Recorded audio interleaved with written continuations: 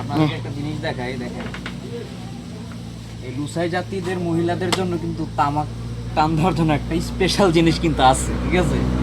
এই দেখ, মহিলাদের জন্য তামাক ধূমপানের সামগ্রী। আর এটা ওই মুকুট দেখ, ওই যে মুকুট, এটা এটা হয়তো লকেট, হ্যাঁ।